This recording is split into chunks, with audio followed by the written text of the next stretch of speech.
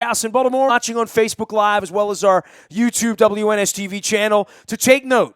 I'm about to talk about golf. This won't happen a whole lot this year. Every once in a while, we'll put Kyle Porter on, or we put this guy on. He does golf sales for a living. He also does college basketball. He's one of our pals around here at WNST and one of our repeat offenders, as we like to say, down there at Compass Point Golf Course. But like everyone else, Robert Kennedy, does anyone play golf on this? Are the links empty at every golf course in America between, let's say, 4 and 7 Eastern? Or do people really go out and play during the middle of the final round of the Masters? It's definitely more open in the afternoon. It's definitely people go out and play in the morning, to get their golf in, act like they're the pros, and see how That's probably the busiest day of the year in the morning, right? I mean, everybody wants to be out it's like everybody wants to play tennis the day Wimbledon's going on, Exactly. Especially the Masters, since the coverage doesn't begin till, 2 or 3 in the afternoon. With the other majors, the U.S. Open and PGA, so many of them have almost all-day coverage, but the Masters is stuck to that, coming on at 3 o'clock, so you can definitely go out, get a round in, and, then get home and watch the coverage. But, yeah, mid-afternoon and everything, you get, some people that aren't so much, into following it, but just, like to play it, get out with the families. It's a great time. You bring out the wife and the kids, get them exposed to the game without the courses being crowded. But then you miss the Masters. I guess that's my point, that if you love golf, there is only 3 hours a year that matter. And I'm not a guy who loves golf. I respect golf. I've played it. I can watch it. I can hit the ball a little bit. I've made a couple of tee shots. I did make it up onto the green down at Ponte Vedra. I just want to point that out because I did have a masterful shot. But this is the one day a year, the one weekend a year where, for CBS, for Jim Nantz, for Augusta, for all that it entails, this was a pretty good year, right? I mean, when you're talking about Sunday and the sun is setting and you're going to a playoff, there was plenty of drama if you did what I did, which was watch Darren O'Day blow the Orioles game, and then I switched over. And at that point, Sergio and Rose were probably coming off of 12 on to 13 or thereabouts, and I must say, it was 3 hours well spent on a Sunday afternoon. It was a hell of a matchup. Absolutely, and you turned it on right about the right time because there was a point right around the turn where it looked like, Justin Rose was going to kind of run away with it. Sergio had bogeyed a couple holes. He bogeyed 10 and 11 to go. He went from 3 up earlier to 2 down, so 5-shot swing in like 6 holes. And then he hits it into the trees on 13, and you're thinking, okay, this is where Sergio is known for his implosions, throughout the years. But, he really went against everything we've seen from Sergio in the past, showed a lot of maturity. He took his chip out, hit a shot on the green, and made a heck of a putt to save par. And then, that sounds like where you started watching it, and you saw what happened from there on. Well, the first thing I saw was Spieth go into the water again, and then I saw the hole-in-one, which was incredible. And I realized he was on 16. There wasn't a lot of golf left for him. Schwartzel looked like he was going to hang around for a minute or two. He left the putt short on a straight line. And, took him – he was at 5 when everybody else was at 5 and 6. And then he took the dive in. And then it was just 2 guys the rest of the way. I mean, there wasn't a lot of math. It was more like – legitimate drama. The one shot that Rose took that leaped off the side onto the green where it looked like it took a left-hand turn. Right. I mean, then the shot where Garcia hit the pin, for crying out loud. I mean, there was amazing stuff going on there those last 5 or 6 holes. It really was. It was like match play, one-on-one the last three holes. Like you said, Schwartzel and Kuchar made late runs, but it was a little too late. And it was really ironic when that shot that the one you're talking about on 18, where Rose got the bounce to the green. That's the exact same thing. The old Sergio would have whined and complained about that. The brakes always go against me. They always go against me. And same thing when his shot hit the flag on 15 and I glanced off of it for what should have been a tap-in eagle, to where he actually had to make the 12-footer. Now he's lucky he didn't bounce and roll back into the creek like it has happened to other people in the past. But he stood up there and made that putt for the eagle, and that was just, it was match on for the last 3 holes after that point.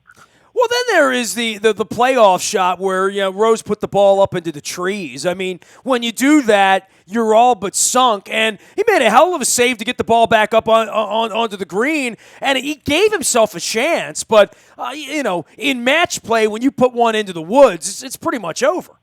Yeah, pretty much. And then you're right. He absolutely. He looked like me on those first two shots, hitting into the woods and then kind of chucking it out of the woods. I don't think he hit the best shot out of there he wanted, but then he absolutely nailed it to the green. And if he makes that putt, the pressure's back on Sergio to have to make the one. He made it in the end, but it was actually he had two putts to win it. Does he make that if Rose pours in that putt to save par? There's a lot more pressure on Sergio then, but. It was some great golf on 18, both in regulation and in the playoffs. They both missed putts after hitting the shot close in regulation. It took a little bit of steam out of it, but yet the bonus was okay. We get one more hole of golf at least. Robert Kennedy joining us here. He's our golf insider around here at CAA_beat as well as that at Compass Point. You can follow his journey out on Twitter, and many do, and he covers a lot of basketball for us as well. This will be one of his late season visits here on the back end of the basketball tournament. They have the Masters this weekend. Where do you put Sergio Garcia in this whole thing? I remember being syndicated 15 years ago, turn of the century, when it was all Tiger Woods, and here comes Sergio Garcia, and everyone wanted him to be the next thing at 19, the way Tiger Woods was. I think in baseball and football, basketball, all these sports, we're always trying to find that next LeBron when he's 18 or 19, or that next Tiger Woods. And I know, you want to pass that on to the next generation. And with Sergio, it's taken him a long, long time.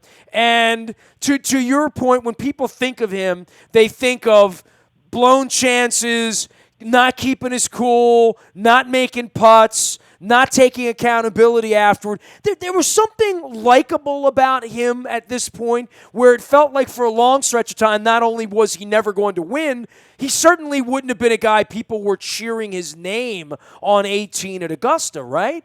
Absolutely not. Matter of fact, in the 2002 Open up in Bethpage, New York, they were cheering his name, but in a much different vein. Yeah, like taunting a goalie, right? Literally. Yeah, basically. That's what it was, right? Back then, he had he was going through huge swing changes, and he had this annoying habit where he'd grip and regrip, grip and regrip.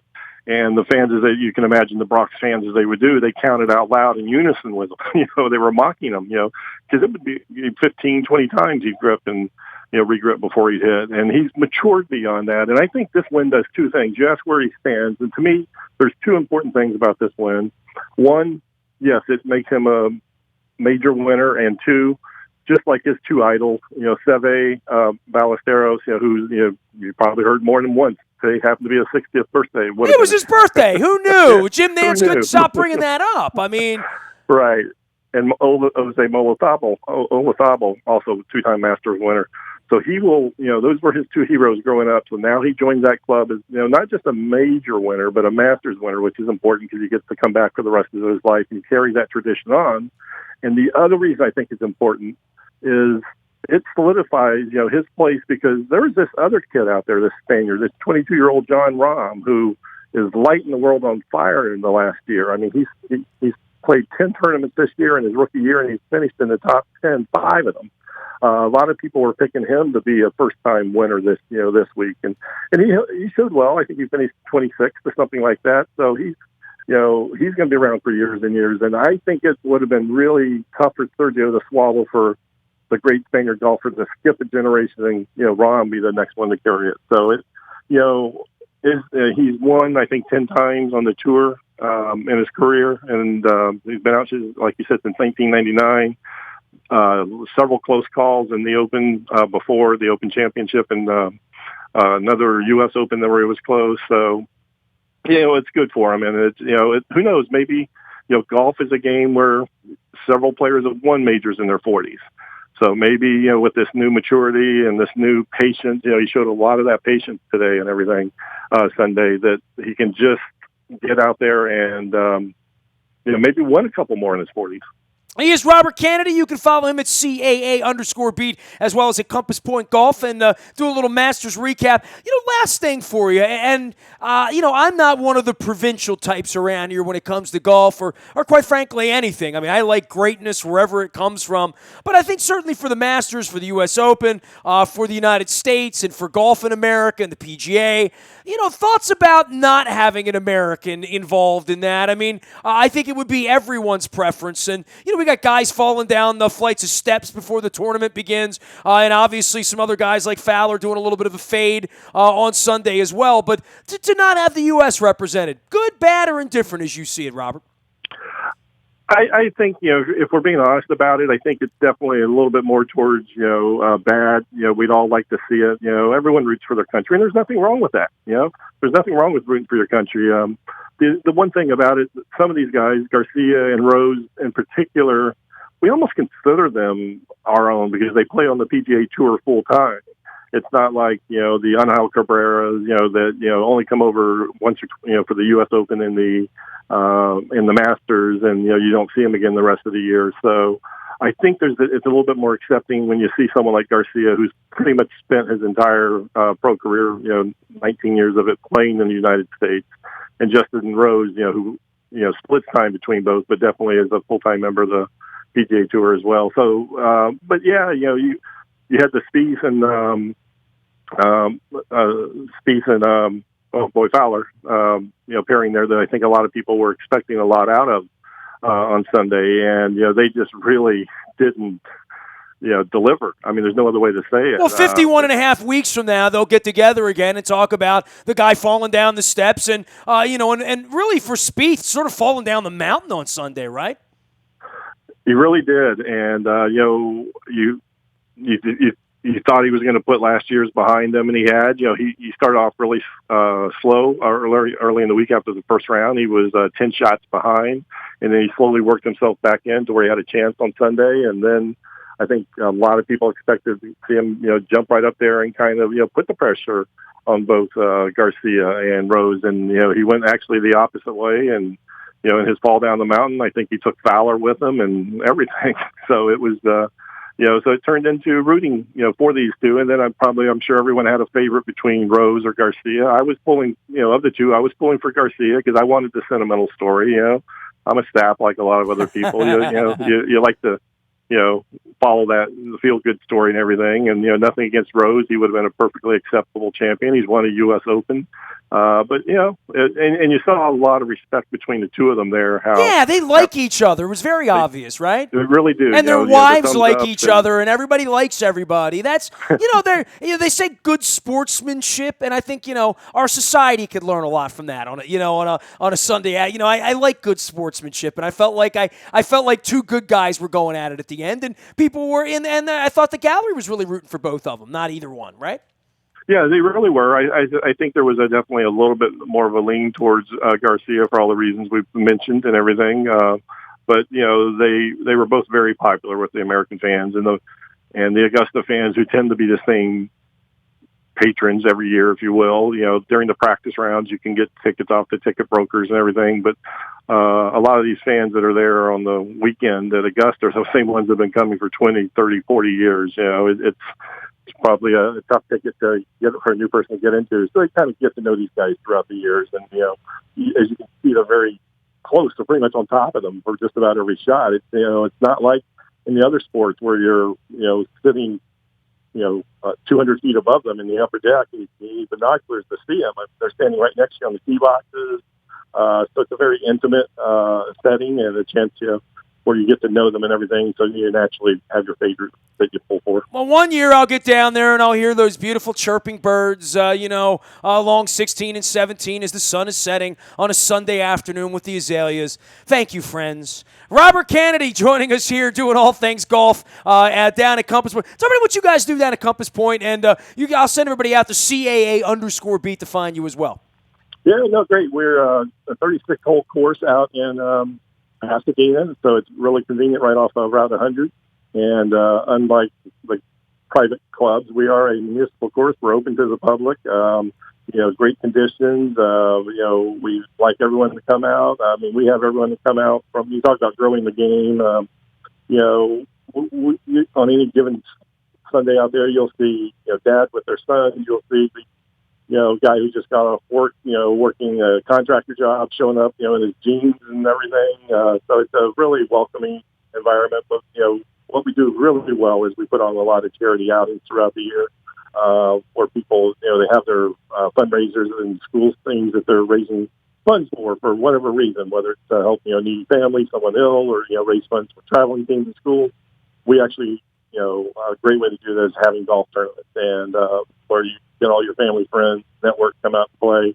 You have fun on the course for a day, and you raise money for your funds. And we do that really well. And anyone that is interested in doing that can go to our website, compasspointgolf.com, and find out how to reach me directly there. Hey, man, it's great having you on. Great to get some insights from you. And, it was a great afternoon. I won't be spending a lot of Sundays late into the spring and the summer watching golf, but I really enjoyed Sunday. It keeps sucking me back in golf. You know what I mean? You put it on, and you're like, maybe this will be the year it's not any good. And there's usually enough drama to make it worthwhile, though, right? This was certainly Absolutely, that year. Yeah. I don't think it ran anyone off on Sunday. I think it gained fans, if anything, so that's always a win. Hey, man, take care of yourself. We'll see you soon on a golf course near you. Certainly got good weather for it this week, right, Robert? Absolutely. It should be perfect, so looking forward to it. Hitting them straight. He is Robert Kennedy. You can follow his journey out at CAA_beat. That's BEAT, as CAA, like the basketball conference. He's done a lot of college basketball around here, as well as some golf work. Great to have him on with some insights on a Sergio Garcia. I know Sergio. You know Sergio. I know Sergio.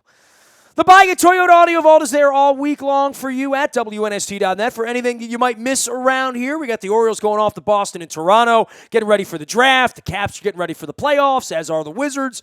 Tons of stuff happening out there. It'll all be in the morning newspaper as well. That is brought to you by Planet Fitness and PlanetFitness.com, where it's still $10 a month to get in the best shape of your life. Any breaking news happens first on the WNST tech service. That is brought to you by our friends at Coons Ford of Security Boulevard. And Dennis will be here on Thursday driving you home from 3 until 5 with the SSV on WNST. Don't forget the NFL schedule coming out, we believe, next week. Green Bay, Nashville, Minnesota, wherever the Raiders play, and our London trip for September now on sale at WNST.net. We got a $100 off deal. Just send me an email. We'll take care of you. It's under the Road Trips tab at WNST.net. I'm a very available individual, Nasty at WNST.net. Facebook, Twitter, LinkedIn, Snapchat, Instagram, anywhere the internet is. We are WNST.net, AM 1570, and WNST Towson, Baltimore, and we never stop talking